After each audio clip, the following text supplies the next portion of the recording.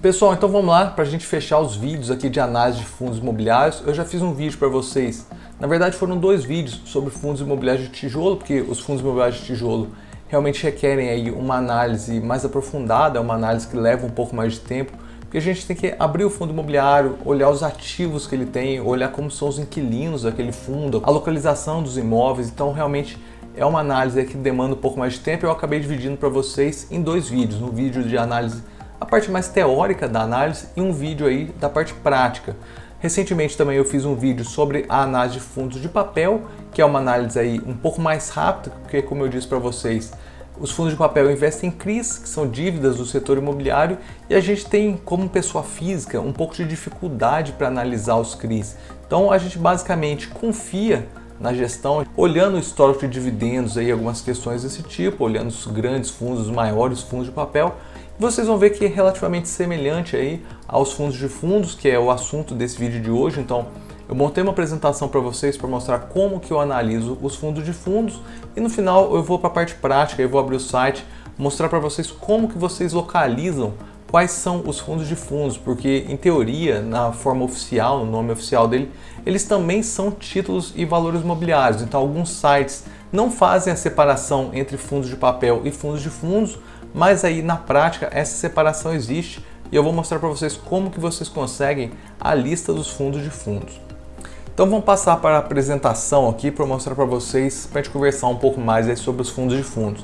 Então, só repetindo sempre nos vídeos, os 3 principais tipos aí de fundos são os fundos de tijolo, que são aqueles que investem em imóveis físicos, os títulos e valores imobiliários, que são os fundos de papel, que investem em CRIs, e os fundos de fundos, que também são chamados de FOF. Então, sempre que vocês ouvirem o pessoal falar de FOF, vem do inglês Funds of Funds. Então, os fundos de fundos que investem em outros fundos imobiliários, que é aí o assunto desse vídeo.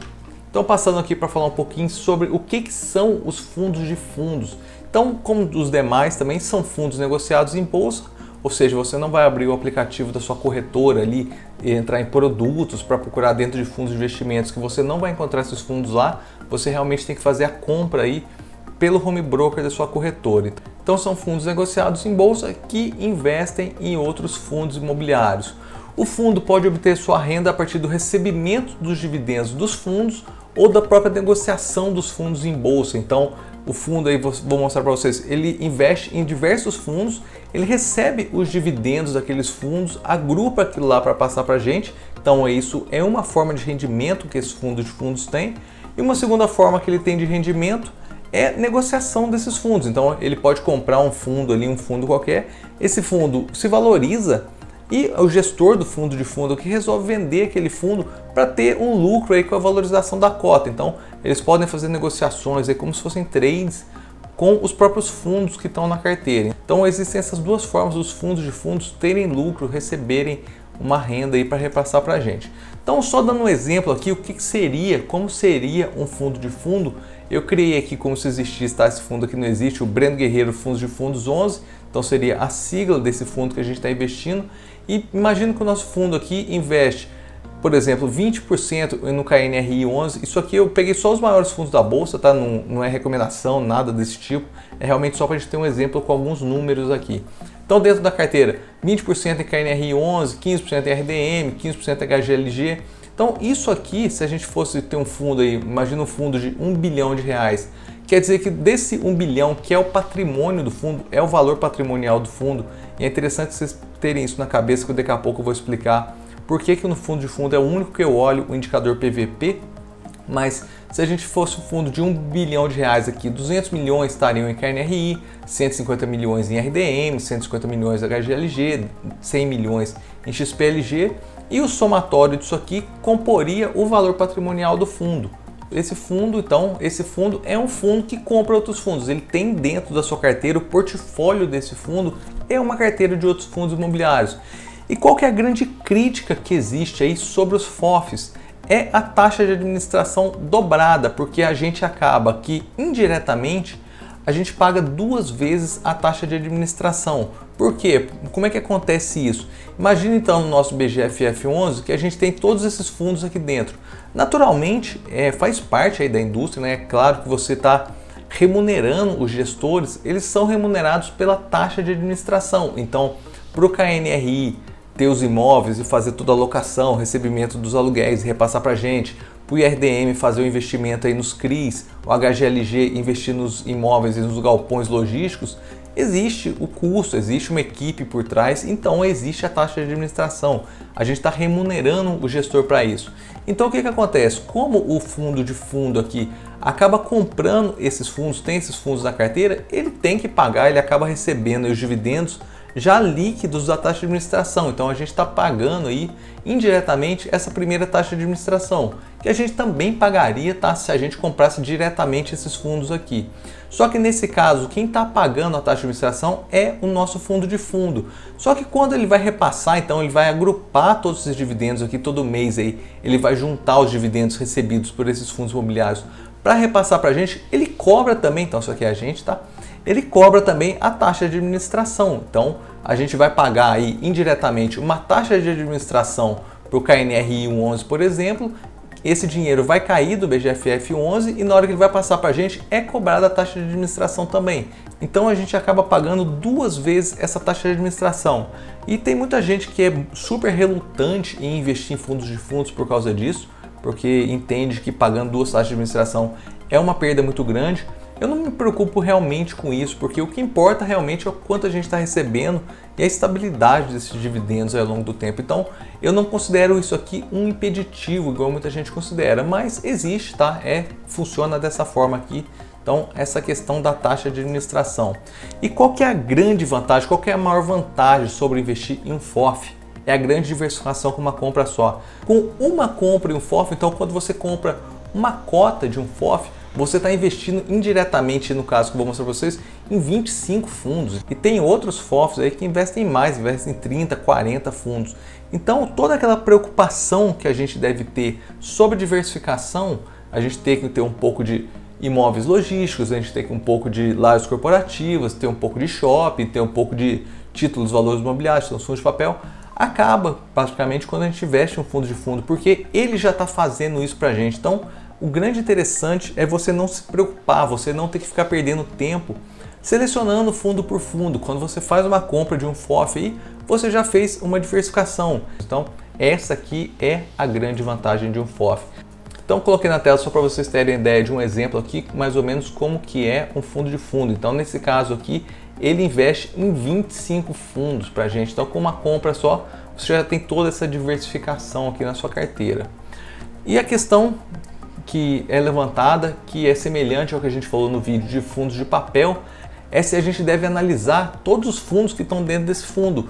E o que na minha opinião não faz sentido. Basicamente, se a gente olhar aí indiretamente como está a distribuição de dividendos, se é um fundo grande, se é um fundo estável, não tem por que a gente se preocupar em voltar nisso aqui e analisar tudo, porque a gente confia que a gestão está fazendo uma boa seleção. E não faz sentido, se a gente fosse parar para analisar esses 25 fundos aqui, não teria por que você investir no FOF, era mais fácil você investir aí dentro dos fundos que você gostou aqui. Então, na minha opinião, não faz sentido ficar analisando todos os ativos dentro de um FOF. E passando aí para a gente fazer a sequência de análise de uma forma bem objetiva, o público-alvo são investidores em geral, então sempre a gente procura isso para não pegar aqueles fundos para investidores qualificados. A duração e mandato, duração sempre indeterminada, e aqui eu deixei em vermelho para vocês para lembrar que o mandato é de títulos e valores imobiliários, porque apesar de existir essa classificação aí, digamos que informal, sobre fundos de fundos, formalmente para a Ambima, tá, eles são títulos e valores imobiliários. Mas eu vou mostrar para vocês como que vocês diferenciam isso. Patrimônio líquido, vocês vão ver que todos os outros vídeos eu falei sobre serem maior do que 500 milhões de reais e no caso aqui eu baixo ele para 400 milhões de reais. Por quê? Porque se a gente colocar 500 milhões de reais, só existem 4 fundos na bolsa que tem patrimônio maior do que 500 milhões de reais. Então aqui eu baixo para 400 porque aumenta aí pelo menos para 7 fundos. Então a gente tem aí uma restrição, são poucos fundos de fundos na bolsa. A liquidez eu sempre tento aí manter mais que 5 mil negociações por dia para a gente não ter problema para fazer compras e vendas. Então os dividendos de 12 meses, assim como eu falei para vocês no vídeo de fundos de papel, os fundos de fundos também não tendem a ter valorização patrimonial. Então diferente dos fundos de tijolo que tendem a ter valorização patrimonial e valorização da cota ao longo do tempo, então a gente ganha tanto com os dividendos quanto com a valorização patrimonial, os fundos de fundos se assemelham muito aos fundos de papel. Eles tendem a ter um patrimônio mais estável ao longo do tempo, então tudo que a gente recebe são os dividendos, a gente não espera ter um ganho na cotação ao longo do tempo. Então a tendência, a gente deve procurar aí fundos de fundos que tenham rentabilidades acima dos fundos de tijolo e aí semelhante aos fundos de papel. A estabilidade dos dividendos, como eu sempre falo para vocês, estáveis ou com oscilações regulares. Então isso aqui para mim talvez seja o mais importante aí para você analisar. E vocês vão ver que no primeiro vídeo aqui que eu falo sobre o PVP, então nos fundos de tijolo eu não me preocupo com o PVP, nos fundos de papel eu não me preocupo com o PVP, mas no fundo de fundo sim. Porque o que é o patrimônio? Eu falei para vocês no começo do vídeo, o que é o patrimônio de um fundo de fundo? É o somatório das cotas dos outros fundos que ele tem ali dentro. Então eu mostrei para vocês no começo ali, como se eu tivesse 20% de um fundo, 15% de outro, 15% de outro, 10% de outro. Então somando esse valor é o patrimônio do fundo. Se a gente dividir a cotação pelo valor patrimonial, o valor patrimonial aqui é por cota, quando ele está menor que 1, quer dizer que está mais barato a gente comprar aquele fundo de fundo do que ir no mercado e comprar todas aquelas cotas. Então tem um certo desconto quando a gente compra o fundo de fundo em relação a comprar todas aquelas cotas no mercado. Então preferencialmente, tá? Não é uma obrigação, isso aqui não é obrigatoriamente comprar só nessa condição, mas se ele tiver menor do que 1, você pode estar diante de um desconto no mercado. E o relatório, como eu falei para vocês várias vezes já, deve ser claro e objetivo. Só reforçando essa questão da valorização das cotas, porque isso aqui é muito importante a gente ter na cabeça, os fundos de tijolo apresentam a valorização dos imóveis, o que tende a aumentar o valor da cota no longo prazo. Por quê? Porque tem uma valorização patrimonial. A tendência é no longo prazo é o PVP se manter mais ou menos estável. Os fundos de papel e fundos de fundos não tendem a ter valorização patrimonial, porque eles acabam distribuindo todo o rendimento que eles têm, eles não armazenam nenhum valor ali dentro do fundo e, consequentemente, não é esperada aí uma valorização da cota no longo prazo, tá? Então, os sites que você pode usar aqui para fazer análise, Status Invest, Fundos Explorer, são os dois sites que eu mais uso. Então, só passando para a tela do computador aqui para mostrar como que vocês vão encontrar os fundos imobiliários de fundos. No Fundos Explorer, que eu já mostrei para vocês aqui nas ferramentas, vocês não conseguem selecionar os fundos de fundos. Quando vocês vêm aqui em setores, eles ficam dentro de títulos valores imobiliários. Então, para mim, isso aqui não serve. Eu gosto de separar os fundos de fundos. No site Status Invest, então é o site que eu mostro sempre para vocês quando eu vou analisar a ação, eles estão melhorando bastante essa parte de FIIs também. Vou clicar aqui em FIIs, busca avançada. Então, deixa eu dar um pouquinho mais de zoom para ficar melhor para vocês verem. Aqui em segmento, se eu clicar, aqui existe o fundo de fundos. Então eu vou clicar nele e não vou colocar nenhum indicador só para a gente colocar todos os fundos aqui. Vou colocar buscar. Então ele preencheu para mim. Deixa eu só vir para a direita aqui para ordenar. Então sempre que eu clico em qualquer coluna dessa aqui, ele ordena para mim. Eu vou clicar na coluna de patrimônio para ordenar dos maiores para os menores. Então, como eu falei para vocês, reparem aqui que só os 4 primeiros, que é o HFOF11 hoje, tá? HFOF11, BCFF11, RBRF11 e MGFF11 são acima de 500 milhões de reais. Acima de 400 milhões aparecem mais esses 3 aqui. O BCIA11 está chegando aos 400 aqui também agora, vai ser mais uma opção, mas a gente tem aí o KFOF11, o CPFF11 e o KIZU11. Então, acima de 400 milhões de reais a gente passa a ter aí 7 fundos para analisar. Então aqui vocês conseguem a listagem dos fundos de fundos, mas eu ainda estou mais acostumado a olhar os gráficos ali no site Fundos Explorer. Então vamos abrir, por exemplo, aqui o maior da bolsa hoje, que é o HFOF11. Então, vindo na lupinha aqui, HFOF11. O que eu falei para vocês que a gente procura? Público-alvo, investidores em geral. Reparem aqui que o mandato é títulos e valores imobiliários, tá? Não tem jeito, realmente a classificação oficial deles é de títulos e valores imobiliários. E o prazo de duração indeterminado. A gente tem que olhar o patrimônio também, mas eu entrei sabendo aqui qual era o patrimônio do fundo, porque eu olhei no outro site, o patrimônio de 2 bilhões de reais, super tranquilo para investir, e uma liquidez de 25 mil negociações por dia também. Não tem problema nenhum de liquidez com esse fundo aqui. Com relação aos dividendos, nos últimos 12 meses, ele distribuiu aí 9% de dividendos, então só lembrando, é um valor acima dos fundos de tijolo. Vamos pegar, por exemplo, aqui um fundo que é bem conhecido, que eu até mostrei no outro vídeo, por exemplo, o HGLG11. Se a gente ver nos últimos 12 meses, ele pagou um dividendo aí de 8,16. Então, o fundo de fundo aqui está distribuindo um dividendo maior do que um fundo de tijolo, o que é esperado. A gente pode fazer um comparativo também com o fundo de papel. Então, vamos duplicar aqui essa aba. Vamos abrir, por exemplo, o MXRF11, que a gente usou no outro vídeo. Então, nos últimos 12 meses, ele distribuiu aí 10,55. Tem a diferença aí, realmente, o fundo de fundo tem um pouco mais de cobrança, a tendência é eles terem uma distribuição talvez um pouco menor que os fundos de papel, não é sempre, mas pode ter por conta aí das duas taxas de administração. Mas uma tendência aí de ser maior do que um fundo de tijolo, porque não existe a tendência de ter valorização patrimonial. A gente pode até mostrar isso aqui nesse gráfico. Repare então que a valorização patrimonial de longo prazo, então desde fevereiro de 2018, a cota aqui, o valor patrimonial é relativamente estável, então ficou girando em torno de 100, um pouquinho acima, um pouquinho abaixo. Agora teve uma queda, mas você não percebe a valorização igual a gente vê aqui no caso do HGLG11. Então, olhando aqui com relação à estabilidade de dividendos, olhando o histórico dele, é um fundo que distribuía com uma oscilação regular, então ele subia, caía, então nos meses aí de junho e dezembro ele fazia uma distribuição maior e nos outros meses ia de uma forma como se fosse uma escadinha.